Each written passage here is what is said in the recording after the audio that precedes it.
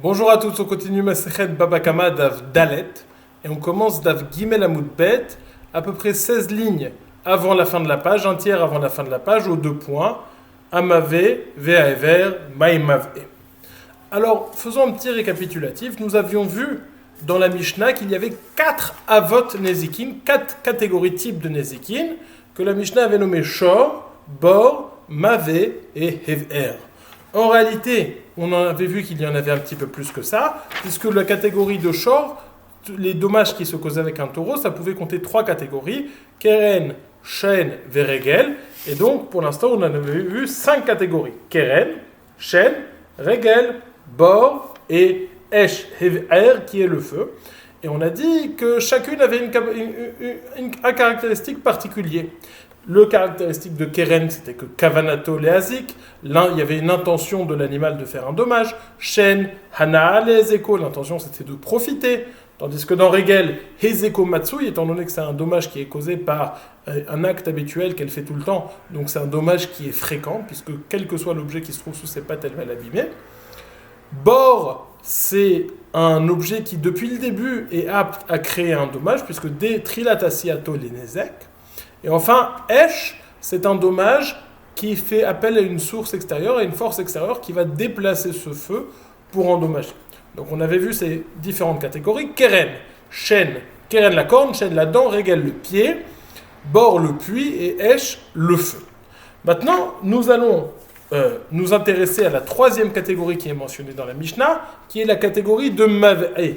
En fonction de Mav'e, de ce qu'on va définir dans Mav'e, on va comprendre, enfin, dans quel sens peut-être Shor et ça influe sur Mavé, en tout cas, au cours de cette discussion, on va comprendre lorsqu'on parle de Shor, est-ce qu'on parle du dommage de Keren, est-ce qu'on parle du dommage de Regel, est-ce qu'on parle du dommage de Shen, ou peut-être des trois ensemble.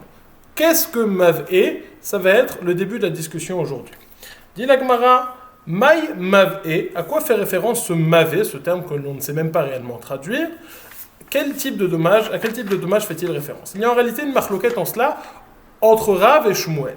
Rav Amar Mav'e ze Adam ou Shmuel Amar Mav'e ze Hashem. Rav nous dit le dommage qui s'appelle Mav'e, c'est un dommage causé par l'homme, tandis que Shmuel nous dit le dommage qui s'appelle Mav'e, c'est le dommage causé par Shen, par la dent, donc un dommage, une catégorie que l'on connaît, où il y a un profit qui est retiré par le dommage causé par l'animal.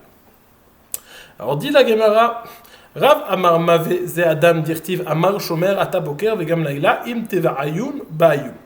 Rav cite un passou qui nous dit Amar Shomer, dans un passou dans Ishaya qui dit Amar Shomer, le gardien a dit, faisant référence à Kadosh Baruch Hu, Ata Boker vegam Laila, le matin vient et la nuit aussi, donc le matin la Géoula pour les tzadikim, mais l'obscurité pour les Rechaïm. Im teva ayun ba'ayun, faites teshuva, demandez pardon à Hachem, faites mechila. Donc on voit que ce terme de ba'ayun est exprimé comme une demande que l'homme fait, une demande qui est faite par l'homme. Et donc, Rav nous dit, on voit que le terme de ba'e, bet ayin, fait référence à l'homme qui demande.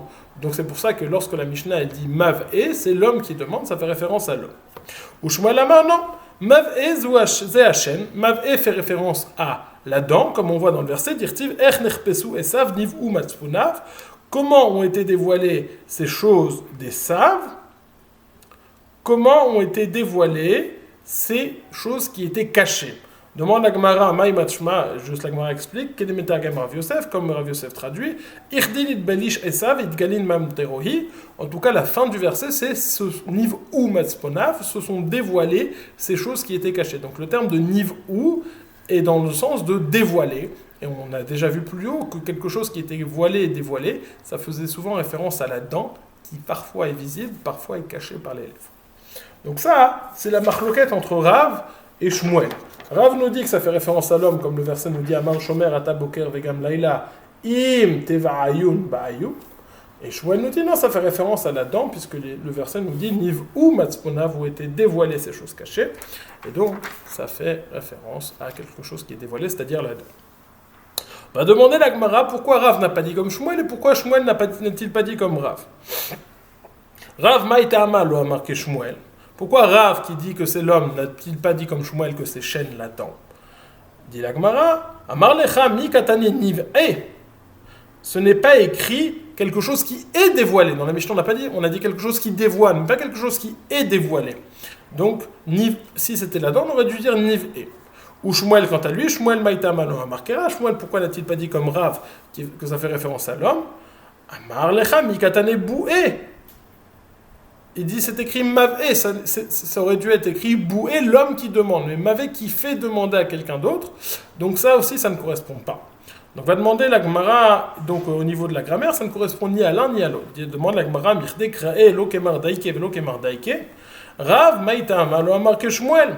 Dit la Gemara, étant donné qu'au niveau du dikdouk, au niveau de la grammaire, ça ne s'arrange ni comme exactement comme Rav, ni exactement comme Shmuel. Donc on revient à la question de base, pourquoi Rav n'a-t-il pas dit comme Shmuel et pourquoi Shmuel n'a-t-il pas dit comme Rav? Alors dit la Gemara, tu sais pourquoi Rav n'a pas dit comme Shmuel? Rav, rappelons-le, il a dit que Mav'e, c'était l'homme et pas la dent, puisqu'il a dit, lorsqu'on parle de shor, on a déjà dit toutes les catégories de shor. Keren, shen et regel. Tout est déjà dit. Qui tana shor, tana kol mile de shor. Donc forcément, lorsqu'on parle de Mav'e, je ne peux pas parler de la dent, je parle forcément donc de l'homme. Dans shor, on a tout dit, keren, shen, regel, et donc ce qui reste, c'est l'homme. Dans les mots, Rav maïta amalo a marqué Shmuel. Pourquoi est-ce que Rav n'a-t-il pas dit comme Shmuel? Tana shor vechol mine de shor. Lorsqu'on a dit shor, ça inclut tous les dynimes de shor, keren shen regel. Donc forcément, lorsqu'on parle de mavé, ça fait référence à l'homme. Demande à Gemara ou Shmuel nami hatana le shor. Shmuel aussi, on a déjà dit shor. Donc comment est-ce qu'il peut revenir et dire mavé? Ça fait référence à shor, ça fait référence encore à shor. Dit la Gemara, non. Amar Rav Yehuda, Tana shor le karno ou ma'ave le shino.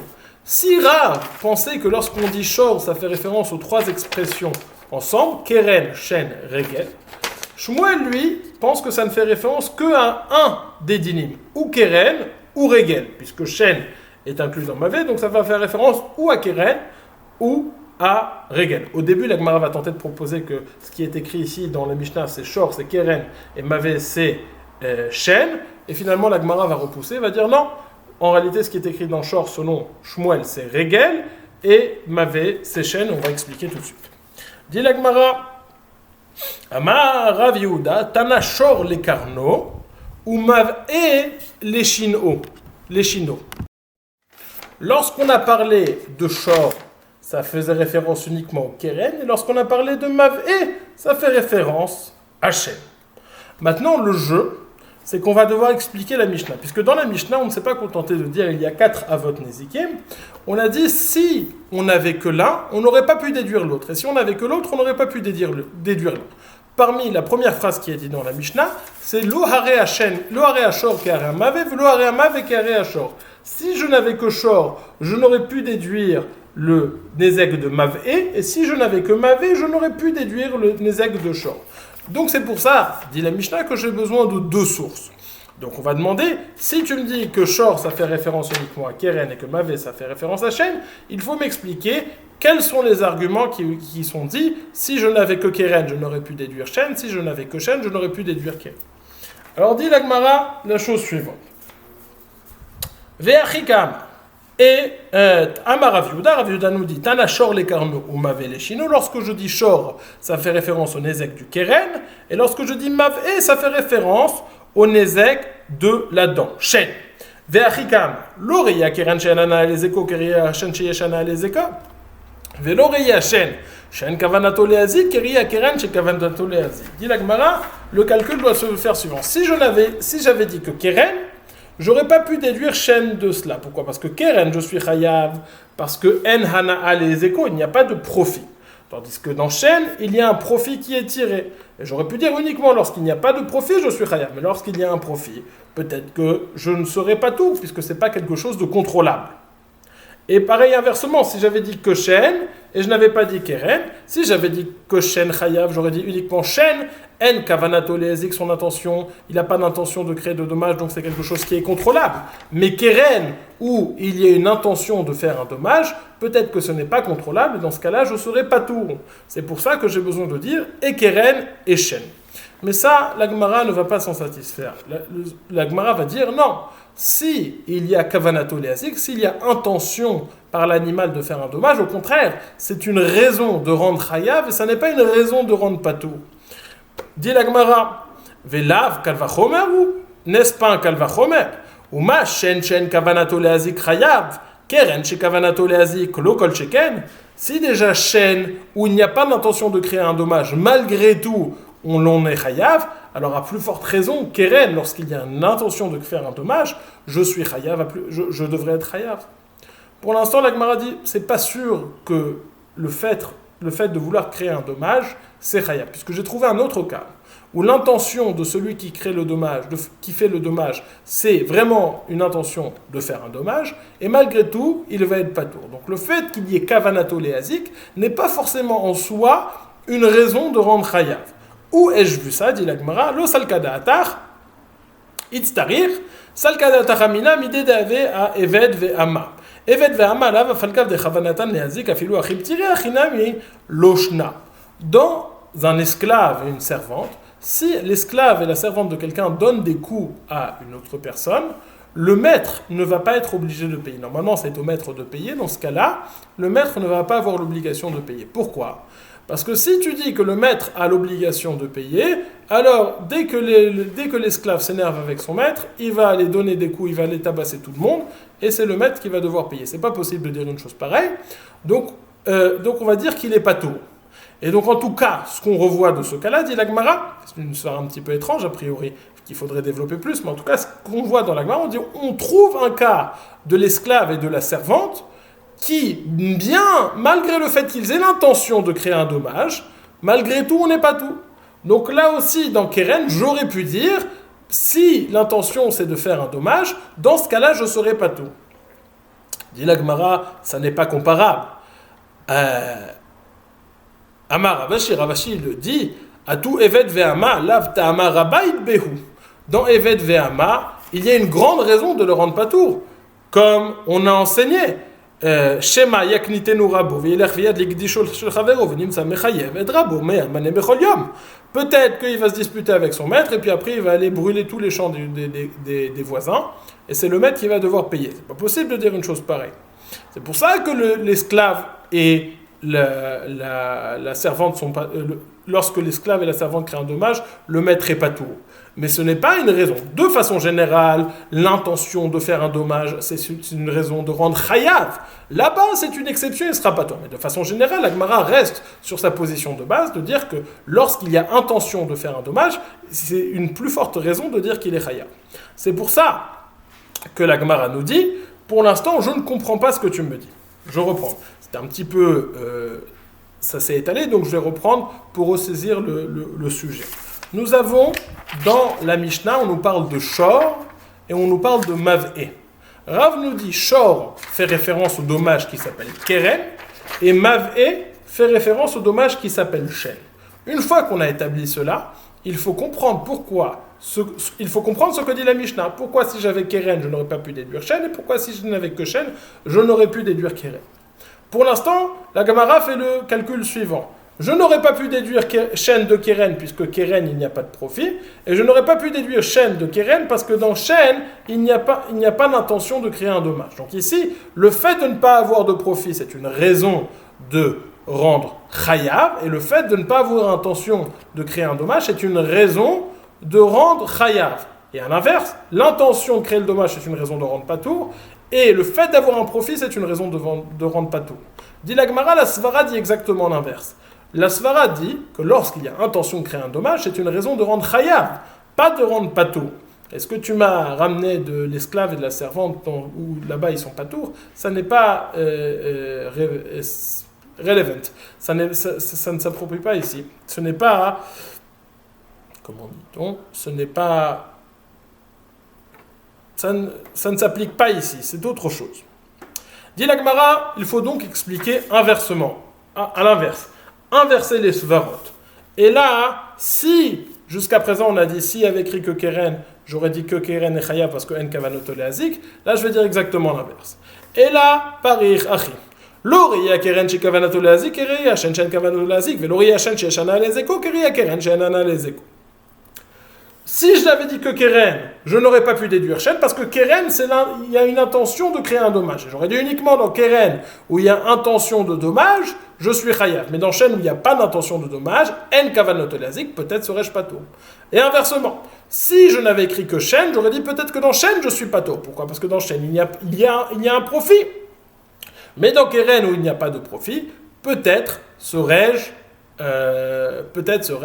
pas tout. C'est pour ça que j'ai besoin d'écrire et Keren et Shen.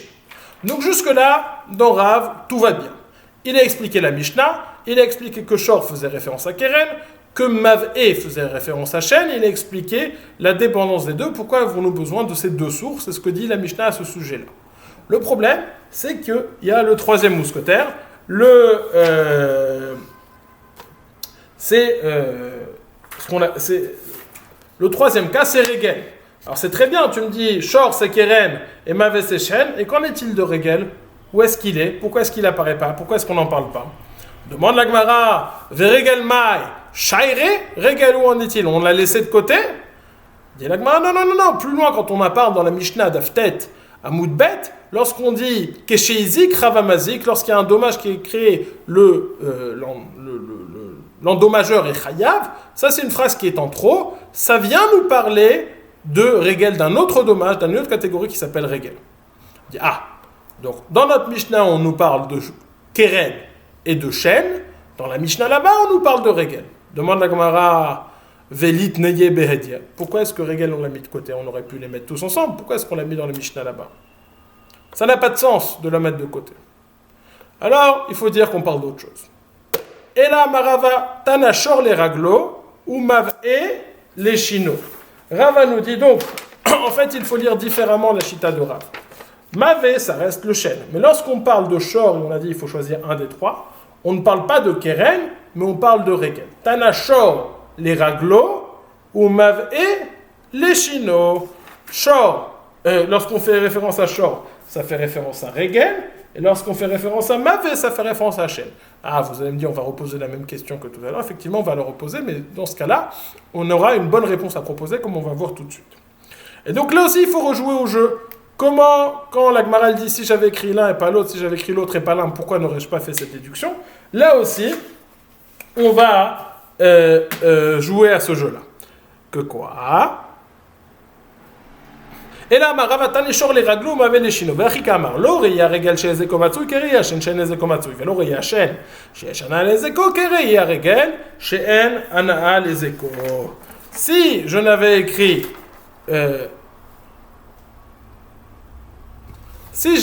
que Régel qui est Chayav, j'aurais dit uniquement Régel, il est Chayav, parce que c'est quelque chose qui est fréquent, Matsui. Mais Shen, je n'aurais pas pu déduire ça parce que c'est Eno Matsui, ce n'est pas quelque chose de fréquent. Et inversement, si j'avais écrit que Shen, j'aurais dit uniquement Shen, je suis Chayav parce que Yeshana les Eko, tandis que dans Régel, j'aurais dit qu'il est Pato parce que Ein Anaha les Eko, j'aurais pas pu déduire donc l'un de l'autre, c'est pour ça que j'ai besoin de deux psukim, le pasouk de Régel et le pasouk de Shen. Dit la Gemara, oui, et qu'en est-il de Keren? Pourquoi est-ce que Keren, on n'en parle pas? La première Mishnah nous parle donc uniquement de Régel et de Shen. Qu'en est-il de Keren? Ve Keren Mai Shaire. Et le Keren, il est où? On l'a laissé de côté? Non, dit la Gemara, non, dans la Mishnah d'Aftet Amoudbet, on en parle. Kesheizik, Ravamazik, là, tout est Keren. Ce Nezek qu'on en parle, qu'on vient rajouter, cette nouvelle catégorie dont on parle, à laquelle on fait allusion là-bas, ça fait référence à Keren. Ah, très bien. Mais pourquoi est-ce qu'on l'a pas mis tous ensemble? On aurait dû mettre tous ensemble, pourquoi le mettre de côté? Là, on a une bonne réponse. Si avant on était coincé, c'est pour ça qu'on a changé de chat, là, on a une meilleure réponse. Bemouadin mitrilatan kamaire, bemtamin ou les basof mouadin, lo kamaire. Le din du Keren, la catégorie qui s'appelle Keren, elle a cette particularité que les 3 premières fois où le taureau va encorner, il va avoir un din de tam et donc il va payer la moitié du nezek. Au bout de la 3e fois, il va s'appeler averti, il va payer un nezek complet. Et donc, par rapport à tous les autres nezakim dont on parle, où dès le début on paye nezek shalem, il y a une distinction claire qui est faite entre Keren et toutes les autres av melacha, les autres avot nezekim. Et c'est là que la séparation se fait. Dans la première Mishnah, nous avons mentionné que les avot qui sont muadin mitrilatan. Dès le début, on paye un nezek shalem. Tandis que Keren qui a été mis de côté. Pourquoi a-t-il été mis de côté? Parce qu'au début, on paye la moitié, il est tam au début, et ça n'est que par la suite qu'il va devenir mouad.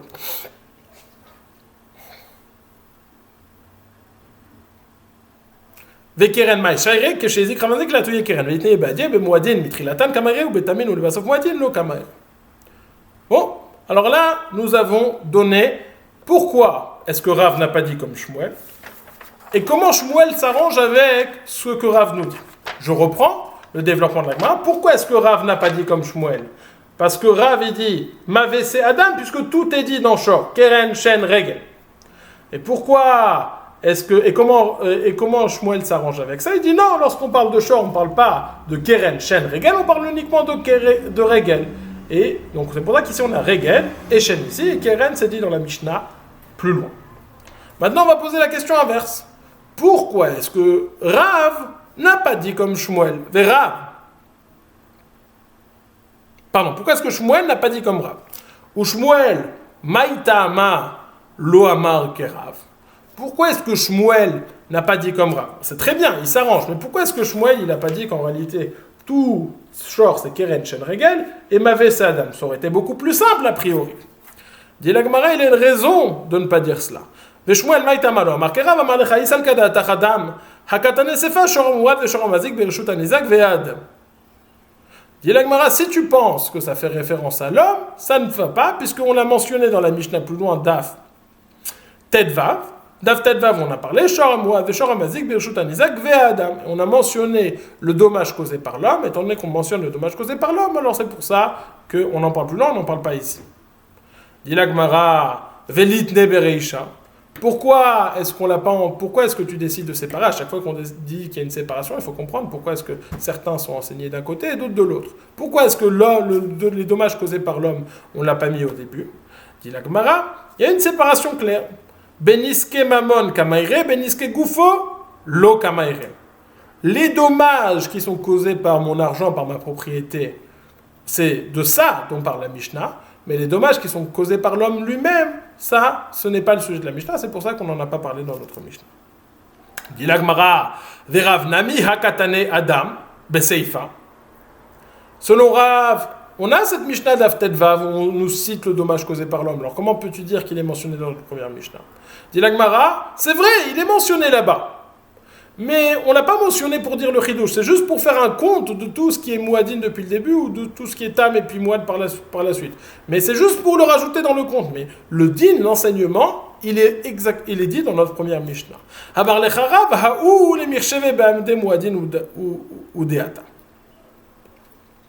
Ça, c'est pour juste faire le compte, mais en réalité, il est enseigné dans notre première Mishnah. Maintenant, on va devoir jouer au même jeu, qui est de savoir, lorsque la Mishnah elle dit on ne peut pas déduire Shor de Mavé ou Mavé de Shor, quel est l'argument qui va faire jouer si tu me dis que Shor ça inclut Keren, Shen, Veregel, et que Mavé ça fait référence à l'homme. Dit la Gemara, V'achikama, Lorei Adam, Lorei Ashor Shemeshelem et Akofer, Kiri Adam Shen Meshelem et Akofer, Lorei Adam Shechayav Be'arba Dvarim, Kiri Ashor She'en Bo Arba'a Dvarim. La particularité de Keren, Shen, Veregel, c'est que si c'est un taureau qui a tué un homme, on a l'obligation de payer de l'argent. Tandis que lorsqu'un homme il tue un homme, il n'a aucune obligation de payer de l'argent. Ou on le tue s'il est Bémézid, ou si c'est Béchogag, il va en galoute. Mais jamais il ne paye de l'argent. Donc c'est ça la chumra de Keren, Shen et Regel par rapport à l'homme. Si j'avais dit que Keren, Shen, Regel, j'aurais pas su l'homme, puisque peut-être uniquement Keren, Shen, Regel, où on paye le kofer, c'est-à-dire on paye lorsqu'il a tué un homme, on paye cette somme, tandis qu'un homme, il ne paye pas cette somme s'il a tué un homme, même Béchogay. Et inversement, quelle est la particularité de l'homme? C'est que l'homme, lorsqu'il fait un dommage à quelqu'un, lorsqu'il crée un dommage à un homme, il est chayav de payer pas seulement le nezek, mais 4 choses en plus. Ce qu'on appelle Tsa'a Ribouy Shevet Bochet, la souffrance, les frais de guérison, le chômage et la honte qu'il a eue. Tandis que lorsqu'un animal il cause ça, il ne doit pas payer. Donc si je t'avais dit que l'homme, j'aurais pas su que Keren Shen Veregel aussi je suis chayav, puisque uniquement l'homme qui est chayav de ces 4 choses, il est chayav il aurait été chayav peut-être, mais le taureau, peut-être pas, puisqu'il n'est pas chayav de ces 4 choses. Donc c'est comme ça. Si j'avais dit que Krenchen Verigal, j'aurais pas su, parce que Krenchen Verigal, il paye le kofer, et pas l'homme. Si j'avais dit que l'homme, j'aurais pas su, parce que l'homme, il est chayav de 4 choses, et pas Krenchen Verigal. Dit la Gemara, Hatzad Hashave Shebahen, quel est le point commun entre le taureau et l'homme? Chez Dakan Leazik, ils ont l'habitude de créer des dommages. Dit la Gemara, mais si on parle d'un taureau, est-ce que le taureau il a l'habitude de créer des dommages? On dit peut-être des fois c'est un taureau tam, un taureau qui n'est pas averti. Dit la Gemara, Bemouad, c'est un taureau qui est averti, donc il a l'habitude de faire des dommages. Dit la Gemara, Bemouad d'Arko Leazik, et Bemouad d'Arko Leazik, Evan Deyed ou Chéou, à partir du moment où il est averti, alors c'est sa nature, et donc c'est comme ça que ça s'appelle, c'est sa nature d'endommager. Dit la Gemara, Adam, Darko Leazik, on a mentionné dans la Mishnah que le point commun entre toutes ces choses-là, c'est qu'ils ont l'habitude de faire des dommages. L'homme, ça s'appelle Darko Leazik. Dit la Gemara, Beyachen, lorsqu'il dort. Dit la Gemara, Yachen, Darko Leazik, ça s'appelle qu'il a l'habitude de faire des dommages. Kevan de Kaifu Pashit ou Chéou. Dans un qui s'étire et qui donne des coups à droite à gauche, ça s'appelle sa nature aussi de faire des dommages. Bon. Dit la Gemara, est-ce que ça marche avec la suite de la Mishnah? Dans la Mishnah, on a dit que le point commun entre ces 4 choses, Shor, Bor, Mavé et Hever, c'est que tu as l'obligation de le garder. Est-ce qu'on peut... Ça veut dire qu'il y a quelque chose qui est extérieur à toi, que tu as l'obligation de garder. Mais si ça parle de toi, tu n'as pas l'obligation de te garder. Ça ne se dit pas. Ushmiratan alecha, dit la Gemara, Adam, shmirat gufo alav. Oui, on peut dire que l'homme, il a l'obligation de garder son corps. Sous-entendu, comme s'il y avait 2 entités ici, son corps et lui a l'obligation de garder son corps. C'est pour ça que, même si on parle d'un homme dans la Mishnah, cela convient. Dis la Gemara, Veli ta mère, parce que si tu dis pas ça, tu auras une question. Puisqu'on a un Tana qui s'appelle Karna, qui lui a dit explicitement parmi les Avot Nezikin qu'on retrouve la notion de Adam, et malgré tout, il a utilisé le même emploi que de Shmirato Alav. Il a dit Shmirat Gufo Alav. Et donc forcément, il faut dire que lorsqu'il dit Shmirato Alav vis-à-vis de l'homme, il a l'obligation de garder son corps. Veli ta mère, Adetane Karna, Arba Avot Nezikin, Adam Echan Mehem, Adam Shmirat Gufo Alav, et la Kedamar le Rabbi Abou, les Tana, Tane Adam Shmirat Gufo Alav, Achanami Tane Shmirat Gufo Alav. Et donc, lorsqu'on dit que Shmirato Alav, ça peut s'appliquer aussi bien à l'homme, puisque ça veut dire que l'homme a l'obligation de garder son corps. Bon, on a répondu aux questions sur Rav, aux questions sur Shmuel. On a dit que comment est-ce que Rav pouvait dire qu'on parlait d'un homme et quel est le besoin d'enseigner et l'homme, et les Nézakim de l'homme et les Nézakim du taureau, et comment toute la Mishnah s'arrangeait avec cela, comment est-ce qu'on pouvait dire que l'homme avait l'obligation de se garder lui-même, et comment est-ce qu'on pouvait dire qu'il y avait l'habitude, le taureau avait l'habitude d'endommager, et que l'homme avait l'habitude d'endommager. Et la Gemara Kifle Rav Mari. Rav Mari nous dit, peut-être que Mavé, c'est ni l'homme, ni la dent, peut-être que c'est de l'eau, parce qu'on trouve ce terme de Mavé au sujet de l'eau. Matkifle Rav Mari ve'eima Maveza Maïm. Peut-être que Mavé, ça fait référence à l'eau, qui est dirtive, comme on dit, qui gdoach esh amasim maïm tive esh. Comme le feu va faire fondre ce qui fond, et l'eau va mettre en ébullition le feu. Comment est-ce que l'eau met en ébullition le feu? Ça fait frémir le feu. Dit la Gemara, mirtiv maïm niv'u tive esh ktiv. Le terme de tive ne se réfère pas à l'eau, mais se réfère au feu. C'est le feu qui met l'eau en ébullition. Mais comment est-ce qu'on voit ça? Puisque le mot tive est au singulier et pas au pluriel. Et le feu est au singulier, tandis que maïm est au pluriel. Donc si ça se référait à l'eau, on aurait dû dire niv'u au pluriel. Matkifle razvidi ve'ema vezej. Bon, maintenant que tu as dit que le terme de tive se rapporte au feu, tu n'as qu'à dire que mavé dans la Mishnah, c'est le feu. Dit la Gemara, non, tu ne peux pas dire que c'est le feu, puisqu'on l'a déjà dit. Yachimai hamavé ve'ever. Ever, c'est le feu. Alors mavé, si tu dis que mavé, c'est le feu, c'est la même chose. Vechiteima pirouché kamefaresh. Si tu veux dire que mavé et ever, c'est la même chose, que juste on est en train d'expliquer qu'est-ce que mavé et ever, c'est-à-dire le feu. Dit la Gemara, yachi arba shloshav. Si tu dis, si c'est le cas, on n'a plus que 3 avot. Shor, bor, mavé et ever, c'est la même chose. Dit la Gemara vechiteima tana shor de betarte. Peut-être que dans shor il y a deux, par exemple, shen regel, bor et mavé ever, c'est la même chose. Dit la Gemara, yachilo zeveze shesh ben roi chaim esh mai roi chaim idbe. Vetu mai kearesh. il y a deux questions. Premièrement, on a dit que dans le développement de la Mishnah, on a dit que le mavé, ça avait un souffle de vie, pas comme le feu. Alors, déjà, le feu n'a pas de souffle de vie. Deuxièmement, Maïk et Aresh, on a dit que mavé n'était pas comme le feu. Donc ça veut dire qu'il y a deux choses, il y a mavé et le feu. En tout cas, c'est ni l'eau ni le feu. Et donc on a cette discussion, est-ce que mavé c'est l'homme, ou alors est-ce que mavé ça fait référence au Nézek qu'on appelle Shem. Jusqu'à présent, dans la Mishnah, on a dit 4 avot. Shor, Bor, mavé et Hever. On a dit que Shor, ça pouvait faire référence à Keren, à Shen Regel, ou alors que à Regel. En tout cas, Rabbi Oshaya, il en compte beaucoup plus. Tane Rabbi Oshaya, Shlosha Esar Avot Nezikim. Rabbi Oshaya nous dit, il y a 13 Avot Nezikim. Donc il compte les 4 premiers de la Mishnah, et il en rajoute 9. Shomer Chinam, le gardien gratuitement, va Shoel, et celui qui emprunte, Nosé Sachar, le gardien qui se fait payer, va Socher, celui qui loue, et l'homme qui a fait un dommage, il doit payer Nezek Tsar, Ripouy Shevet Beboshet, le dommage, la souffrance, les frais de guérison, le chômage et la honte. Donc ça fait 4 et 9, ça fait 13. Dit la Gemara, Vasorana, Verba de Matite, Hatlesa. Maintenant, on va poser la question, pourquoi est-ce que le Tana de notre Mishnah, il en a compté que 4, et pourquoi est-ce que Rabbi Oshaya, il en a rajouté 9? Vetana didan maïta amalotane hane. Pourquoi est-ce que notre Tana de notre Mishnah, il n'a pas parlé de tout ça? Bish la mal Shmuel beniske mamon kamere beniske gufolo kamere. Je comprends selon Shmuel qui nous a dit qu'on ne parle pas du tout des dommages causés par l'homme. Alors la Mishnah, elle ne parle pas des dommages causés par l'homme, et Rav Oshaya, il rajoute les dommages causés par l'homme. Et là, les Rav Litne. Mais selon Rav qui nous dit que dans la Mishnah, on parle des dommages causés par l'homme, il aurait dû inclure tout cela. Dit Rav, Amar,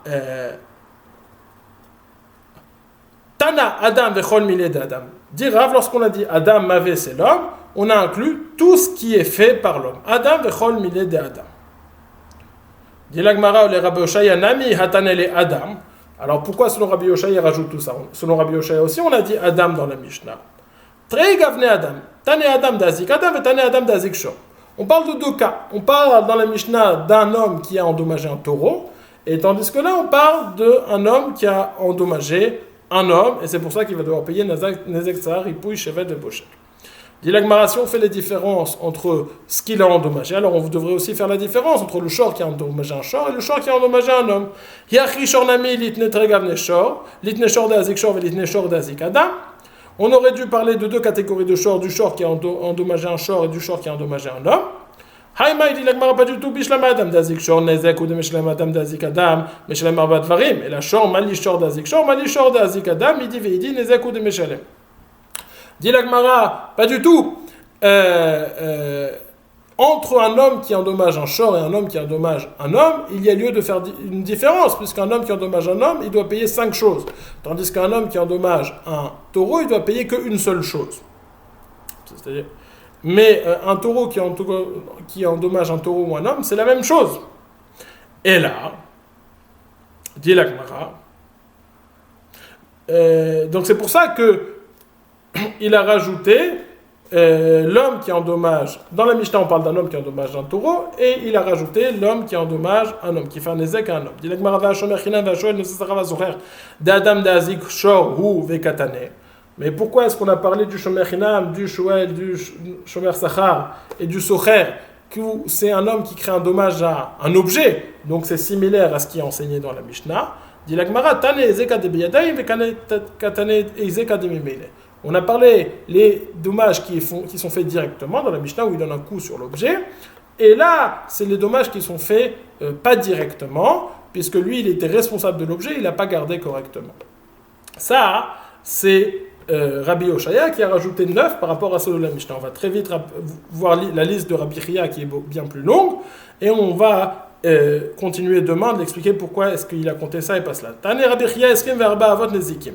Rabbi Chia, il en compte 24. Donc il y a les 4 de la Mishnah, les 9 de Rabbi Oshaya, plus encore d'autres. Tane Rabbi Chia eskim verba avot nezikim. Tashlum kefel Le kefel, si j'ai volé, je dois payer le double. Tashlumé arba vachamisha, si j'ai volé un animal et que je l'ai vendu ou que je l'ai égorgé, je dois payer 4 ou 5 fois. Le gana, celui qui a volé, le gazlan, ceux qui ont volé, le dit même de rendre l'objet volé, si ça a été volé en cachette ou en public, gana ou gazlan. Edim zomemim, les edim zomemim qui doivent rembourser. Aones, quelqu'un qui viole, il doit payer. Amefate, celui qui séduit une jeune fille, il doit payer. Motsi Shemra, celui qui dit qu'une jeune fille, alors qu'elle s'est mariée, elle n'était pas vierge et une relation avant, il doit payer.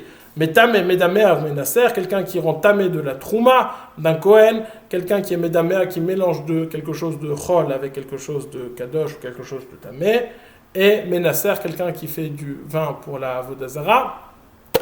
Dans tous ces cas, s'il appelle des avot nezikim, il compte d'autres dommages. Et le daf hei, au début du daf hei, on va demander pourquoi est-ce qu'il Rabbi Chia, il en a compté, et Rabbi Oshai, il n'en a pas compté. Qu'est-ce qui fait le tri entre tout ça?